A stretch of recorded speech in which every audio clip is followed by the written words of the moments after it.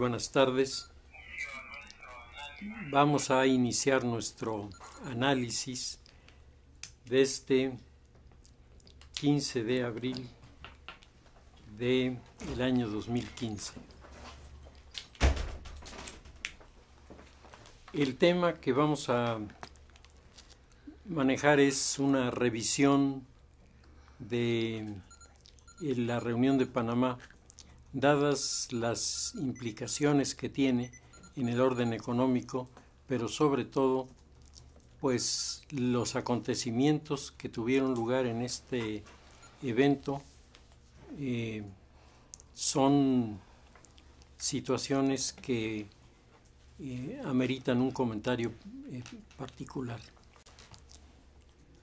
Hemos estado en la última semana asistiendo a acontecimientos en el mundo del Caribe que honestamente yo por lo menos nunca me imaginé que los iba a ver. Las fotografías que han aparecido del presidente de los Estados Unidos estrechando la mano de Raúl Castro Ruz, la conversación habida entre los dos mandatarios, las apuestas que en los diferentes ambientes se han venido manifestando en favor de que la reanudación de relaciones vaya lo más rápido posible y los signos externos de la normalidad, como son la aparición de las embajadas de cada país, sea una realidad, están sin duda siendo uno de los temas más y más revisados y cotizados. Lo que estamos viendo es sin duda un acontecimiento de los que marcarán un hito en la historia. Todos los acontecimientos son históricos, es cierto, pero algunos se convierten en hitos, es decir, en puntos muy especiales, y sobre este particular quisiera orientar las siguientes reflexiones. Bueno, en primer lugar, el último encuentro entre un gobierno americano, un presidente norteamericano y un presidente cubano se dio en el año de 1958 y el encuentro fue en Panamá y se dio entre el general Dwight Eisenhower y Fulgencio Batista.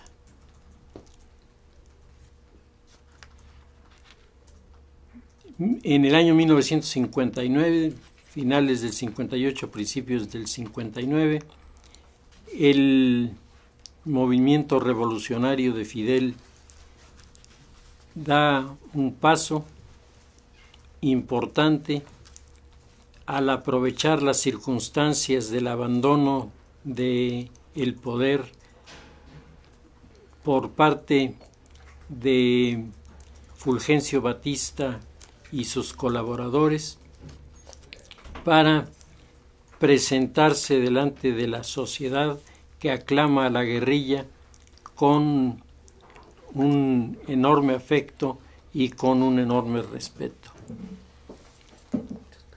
En esos momentos, Fidel Castro hará un reconocimiento a los diferentes grupos que en su momento integraron el bloque político aliado en la lucha contra la tiranía repulsiva de Fulgencio Batista, y en uno de los discursos en los primeros días en los que él entra en contacto con el pueblo, algún periodista le pregunta sobre cuándo se harán elecciones y Fidel dice que las elecciones van a tardar un poco porque se trata de que los partidos se reorganicen, que él está calculando unos 18 meses para convocar elecciones. A partir de ese momento, los procesos internos dentro del movimiento revolucionario fueron alejándose de los principios de la democracia que originalmente habían formado esa alianza de organizaciones en la isla de Cuba en favor de la rebelión y a favor de la caída de la dictadura.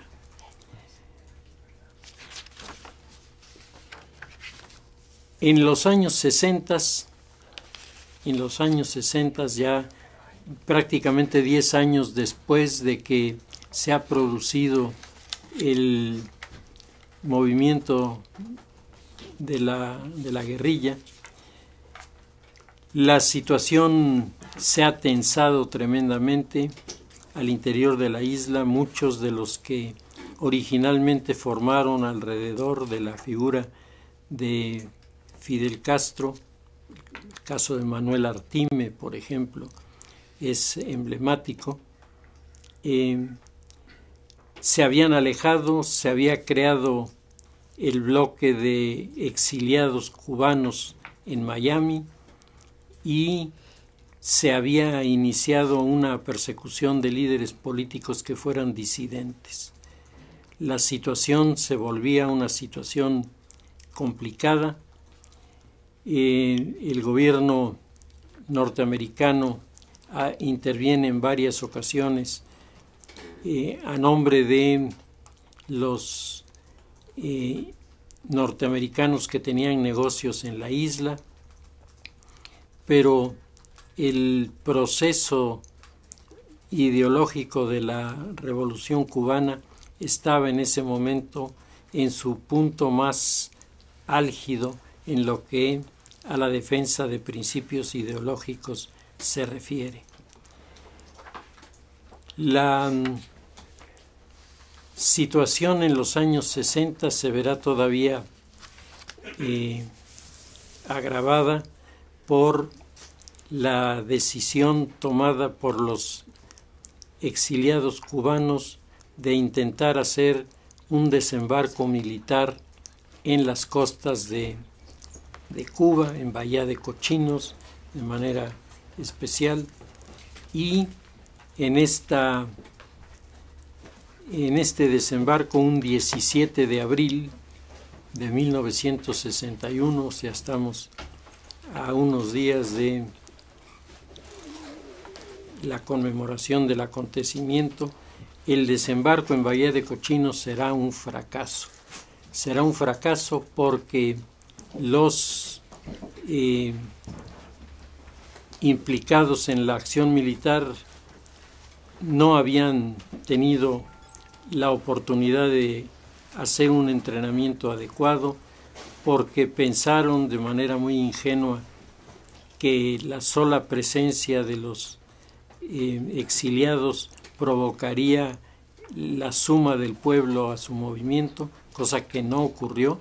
La realidad es que la gente apoyó a Fidel y que al apoyar a Fidel eso le dio a Fidel un soporte social que le permitió no solamente confrontar con ventaja la maniobra militar de sus oponentes, sino le dio la fuerza como para establecerse como el partido político dominante en la isla de Cuba. En estos años 60, la situación internacional también había tenido puntos de transformación importantes. En primer lugar, la figura de Stalin había desaparecido. La desaparición de Stalin vino acompañada de un periodo de discusiones y jaloneos entre los seguidores de Stalin, porque Stalin había dejado a Malenkov como su sucesor. Hay una maniobra política que elimina a Malenkov y pone en su lugar a Nikita Khrushchev. Y Nikita Khrushchev tiene una óptica de la política internacional de Rusia muy diferente de la que tenía Stalin. Stalin estaba casado con la idea de unificar Berlín bajo mando ruso, unificar Alemania bajo el mando ruso y a partir de ese momento definir las fronteras del territorio dominado por la Unión Soviética con sus adversarios ideológicos y económicos que eran los norteamericanos. Khrushchev, por el contrario, considera que Berlín es un asunto ya liquidado, por eso construye el muro de Berlín para marcar delante de la sociedad en Alemania y fuera de Alemania que el tema quedaba resuelto. Nadie podía entrar a la Alemania oriental si no era por los lugares autorizados. El mensaje que utiliza Khrushchev es que el muro se levanta para que la gente de Occidente no se meta, porque el mundo occidental quisiera vivir como en Alemania oriental. El número de personas muertas tratando de escapar me parece que es la contradicción más evidente a este argumento largamente sostenido por la Unión Soviética. Nikita Khrushchev cambia el pivote geoestratégico del comunismo de la ciudad de Berlín a la isla de Cuba.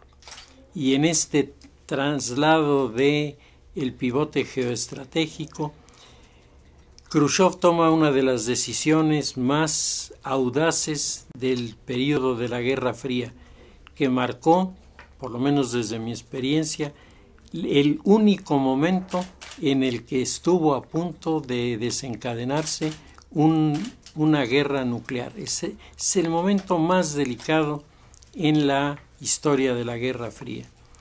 La operación iniciada por Khrushchev tiene el nombre de Operativo Anadyr y consistió en el retiro de un bloque de misiles con cabeza atómica que se encontraban en la península de Kamchatka.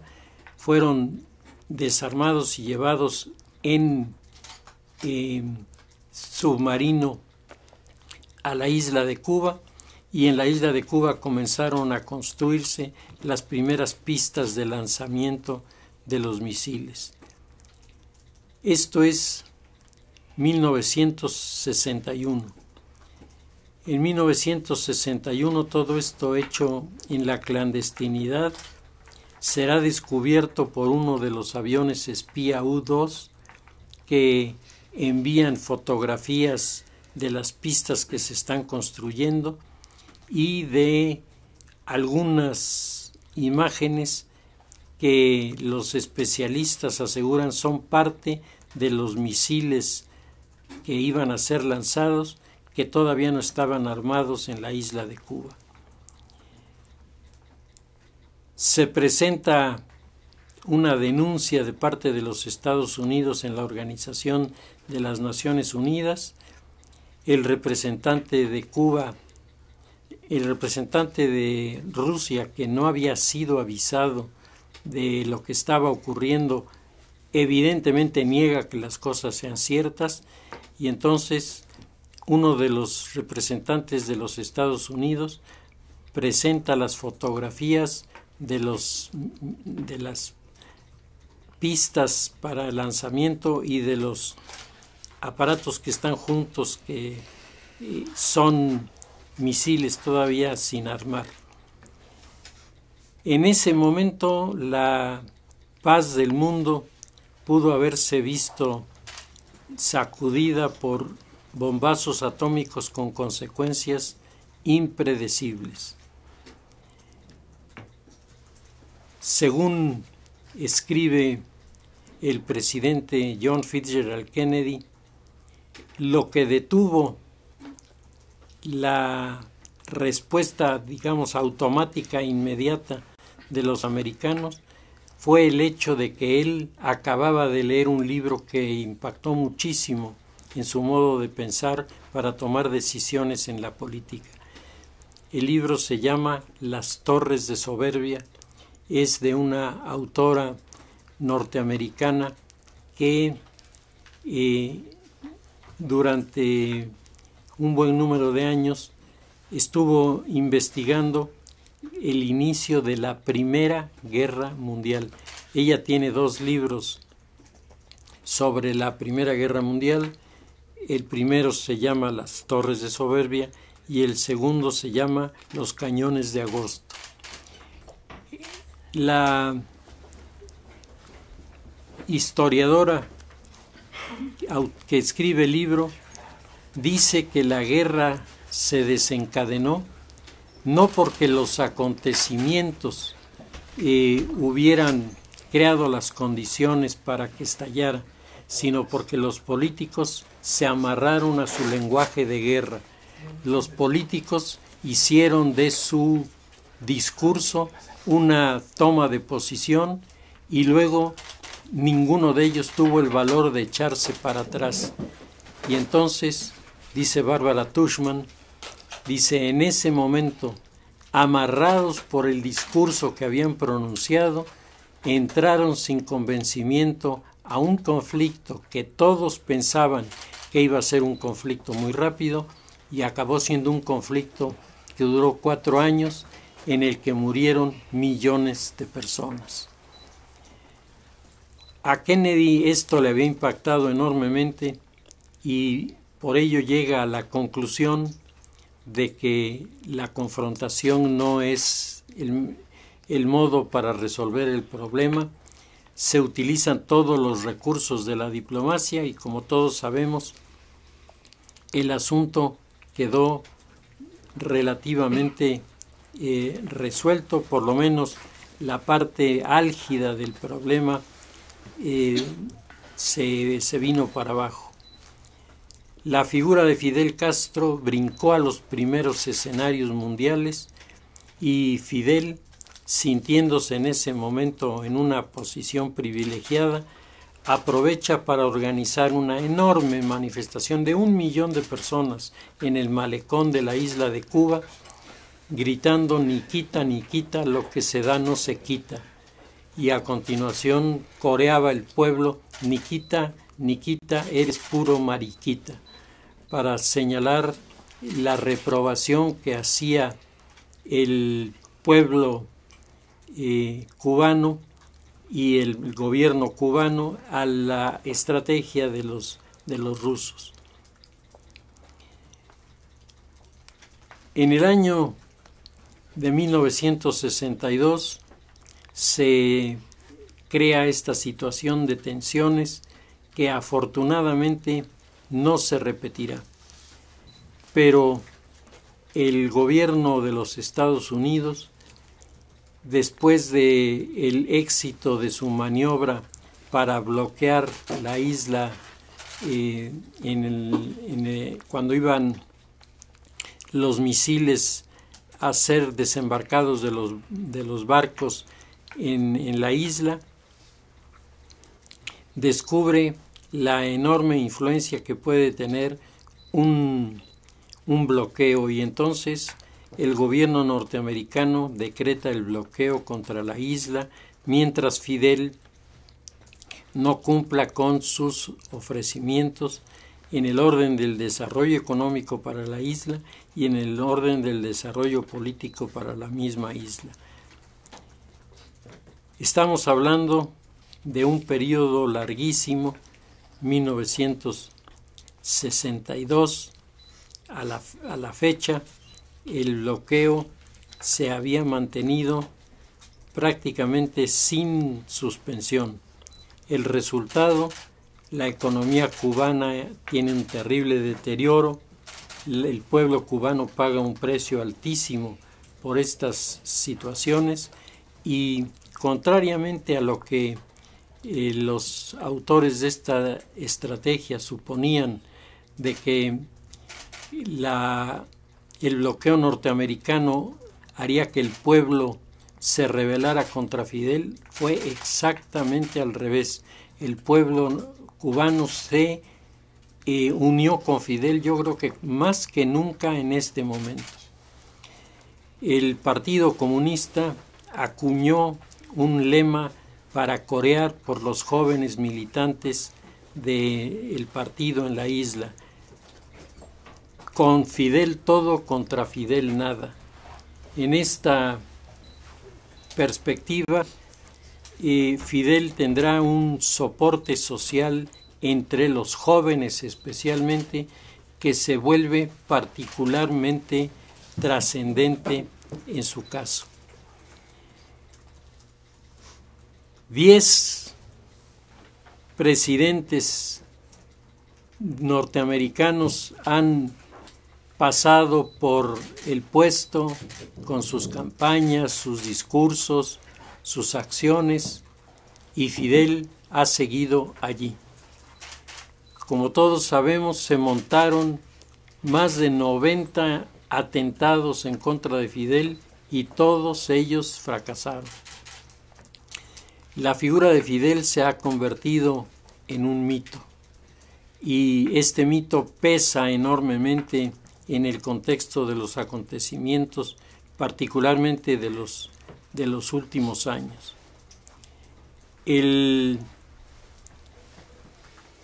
gobierno norteamericano, por su lado, no se ha quedado solo en el bloqueo, como algunas personas suponen.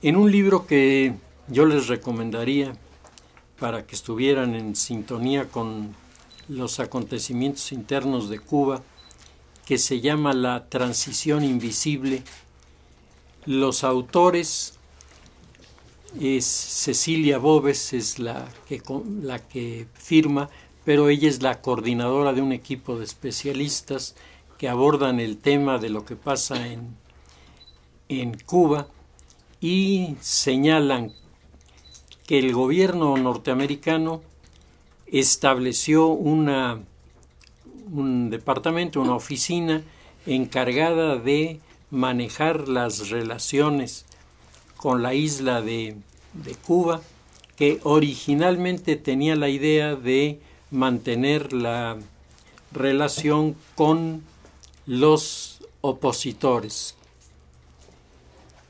Entre las primeras intervenciones y lo que está pasando ahora, descubrimos que no solamente el gobierno norteamericano manejaba este trato con los representantes de la oposición, sino que además los norteamericanos comenzaron a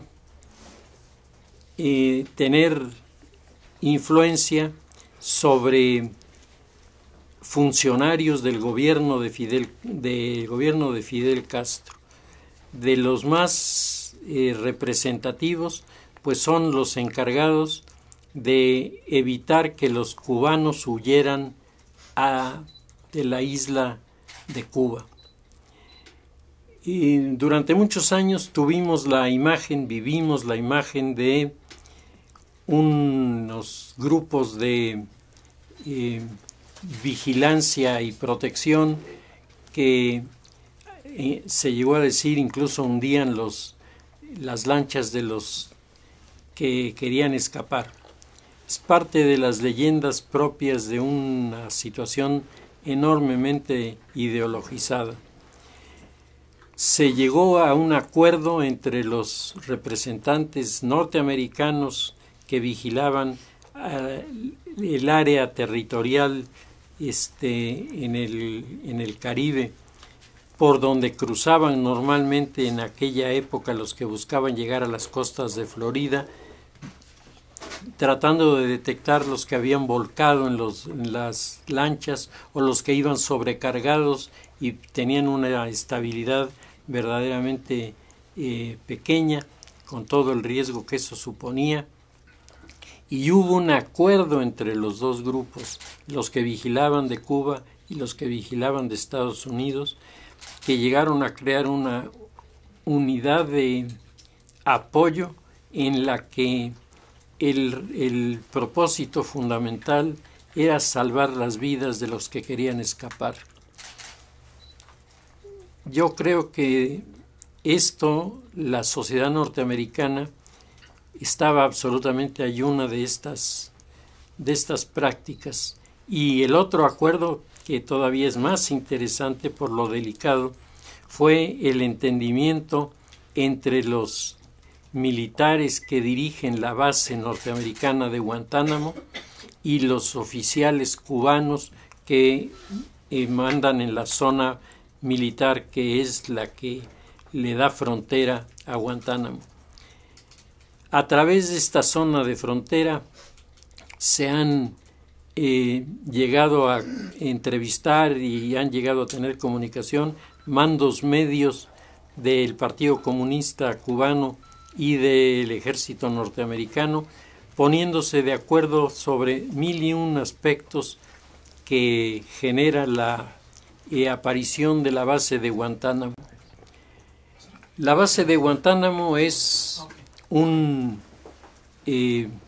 capítulo de finales del siglo XIX, cuando la guerra hispano-norteamericana, el almirante norteamericano Mahan dijo que si Estados Unidos deseaba ser una potencia marítima importante, el primer paso que tenía que dar era enfrentarse navalmente a una potencia europea a la que pudiera eliminar del escenario. Se enfrentó a España y la eliminó. En segundo lugar, adueñarse de la isla de Puerto Rico. Se adueñó de la isla de Puerto Rico y establecer una base militar en la isla de Cuba, y estableció Guantánamo. Ese es el origen de Guantánamo. Hoy parece mentira, pero las negociaciones parecen estar vinculadas al regreso del territorio de Guantánamo a la soberanía de la isla y a su gobierno.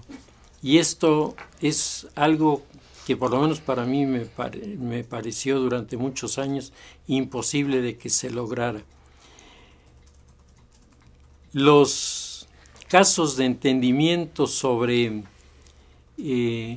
las áreas fronterizas ya habían salido un poco a la luz cuando el famoso caso de un niño que fue encontrado en los restos de un naufragio. Todos se ahogaron menos él. El niño se llama Elian González. Y el caso Elian González fue un caso que hizo sacudir al mundo, porque se dieron cuenta, por una parte, de la angustia de la gente en la isla, que era de tal intensidad que les llevaba a intentar esfuerzos desesperados para escaparse. Y por otro lado, el hecho mismo de que al haber naufragado la lancha, se habían salvado todos menos este chico, que él mismo contaba que su mamá lo había acomodado allí para que él pudiera seguir flotando entre los restos. Rescatado por la patrulla norteamericana, llevado a la ciudad de Miami, se libra una batalla político-jurídica sobre si el niño tiene derecho a quedarse en Estados Unidos, ya que era el propósito de la madre, o si se responde a la petición del abuelo, que está exigiendo que le sea restituido en la isla. Todo el mundo jurábamos que Estados Unidos se quedaría con el niño, y no fue así. Lo regresaron a la isla de Cuba, y fue otro más de los incidentes que eran poco conocidos, en los que intervenían estos factores que de manera muy discreta estaban ahí presentes. Yo tuve un testimonio muy especial platicando con uno de los dirigentes del sindicalismo cristiano latinoamericano, yo le expresaba mi desacuerdo con Gabriel García Márquez en el plano de las ideas, y yo le decía que era un hombre muy radical, y me dijo este hombre: estás equivocado en esa versión. Gabriel García Márquez ha sido una de las figuras clave para salvar a mucha gente en la isla de Cuba. Y me decía, él ha sido el hombre que le ha abierto la puerta a los negociadores. Con él han comenzado a tocarse temas como el tema de la democratización, y él ha sido capaz él es el único capaz de presentárselo a Fidel Castro. Y el resto de los periodistas, escritores, etcétera, muy cercanos a Fidel, pues no se atrevían en primer lugar a hacerle alguna observación o a pedirle algún cambio. Gabriel García Márquez, con toda su tranquilidad, un hombre muy relajado, le dijo a Fidel: ¿por qué, Fidel, después de tantos años, no jugamos con la democracia? Y Fidel le contestó rapidísimamente: no, compadre, la democracia no, porque es un desmadre. Aquí el sistema ha funcionado y seguirá funcionando. No hubo pleito, no hubo discusión, el planteamiento se hizo, pero el que sí se interesó en el tema de la posible aparición de un mecanismo democrático fue Raúl Castro. Raúl Castro comenzó en un proceso de evolución intelectual que lo fue alejando de las posturas radicales. Él era más radical que Fidel al principio. Lo va alejando de esta situación y lo coloca en la alternativa de aceptar o no aceptar entrevistas con personas que quieren dialogar sobre acuerdos que pueden favorecer a los cubanos residentes en Miami y los cubanos residentes en la isla. Y contra lo que uno hubiera podido esperar, Raúl Castro acepta. Raúl Castro crea condiciones para un cierto entendimiento y se produce la visita del Papa Juan Pablo II a la isla de Cuba, y esto es uno de los factores que comienza a ablandar lo que parecía una monolítica e indestructible pieza ideológica del Partido Comunista Cubano. Se comienza a cuartear.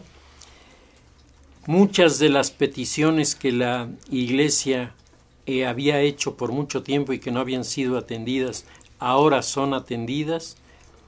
El cardenal de Cuba juega un papel muy importante. El cardenal Alaminos fue invitado nuestro en uno de los encuentros internacionales de centros de cultura y es doctor honoris causa por nuestra universidad. Él cuenta cómo la relación de ser totalmente de confrontación se fue cambiando y cómo se les daba un poco más de oportunidad a los cubanos que tenían religión para poderla practicar. El proceso cubano de transformación fue lento, por eso llaman los autores la transición invisible, porque no se ve tan fácilmente, porque todo el mundo piensa que el fenómeno va a en el momento de producirse va a levantar muchos comentarios, pero se está haciendo con mucha cautela, con mucho cuidado, porque han pasado ya 3 veces que Raúl parece que inicia el proceso y de repente sale por allí Fidel Castro, que dice que no le gusta lo que se está haciendo y va para atrás. Van 3 veces. Ahora no ha aparecido Fidel, no se sabe exactamente qué opinará, si es que está en facultades de opinar, porque ya saben ustedes que sobre el tema de la salud de Fidel siempre se manejan misterios. Hay quien asegura que está por morirse mañana, otros que ya se murió, y cuando menos uno lo espera vuelve a aparecer ahí diciendo 4 palabras en la radio. Ahora ya no va a la televisión, pero en la radio sí, o enviando algún artículo que aparece firmado en el Granma, que es el periódico del partido. En la reunión que acaba de terminar, la 7ª Cumbre de las Américas, han ocurrido 2 hechos que han provocado todo tipo de comentarios. Primero, el presidente Barack Obama propone la reconciliación Cuba-Estados Unidos y propone echar abajo todos los obstáculos para que esto pueda llevarse a cabo y se logre el establecimiento inmediato de relaciones diplomáticas con la reaparición de la embajada norteamericana en la isla de Cuba. Entre otras cosas, ya tienen el edificio para la embajada de un lado y del otro. Los cubanos ya tienen la suya y los norteamericanos la suya. Los canales silenciosos, cuidadosos, cautelosos han dado mucho mejor resultado que las declaraciones aparatosas, amenazadoras y a veces violentas. Los representantes de más de 30 países vieron una de las imágenes que seguramente se quedará aquí como testimonio de un hito histórico, a los 2 presidentes dándose la mano y luego platicando casi 1 hora sobre cómo se puede acelerar el proceso. Nicolás Maduro, jefe del gobierno en Venezuela, que había llegado supuestamente con 10 millones de firmas pidiendo que Estados Unidos no interviniera en la política de Venezuela, le bajó la tónica cuando se dio cuenta de que el escenario que se estaba viviendo no era de confrontación entre Estados Unidos y Cuba, y que por el contrario la actitud de los jefes de gobierno era la de felicitar a quienes estaban dirigiendo esta acción y darse cuenta de que la estrategia de relaciones de Barack Obama, que para muchos republicanos resulta muy discutible, en el orden de las realidades y de las soluciones prácticas, pues está resultando al final bastante más exitosa de lo que se había pensado. Hoy ni los más feroces detractores de Barack Obama ignoran la capacidad negociadora de su equipo de asesores internacionales. Es una muestra de cómo se pueden hacer muchas cosas, no con los recursos tradicionales de los portaaviones, los aviones de combate y los tanques de guerra, sino simplemente sobre los argumentos de el desarrollo y el crecimiento de las sociedades que hoy más que nunca están necesitando en Cuba una apertura para poder salir adelante.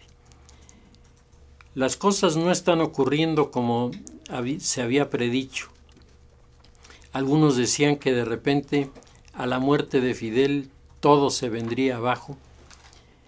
platicando con algunos de los dirigentes del exilio en Miami, uno de ellos me expresaba su temor a que la desaparición de los hermanos Castro pudiera llevar a una sangrienta guerra civil, y los hechos que están ocurriendo están planteando aparentemente otra versión totalmente distinta.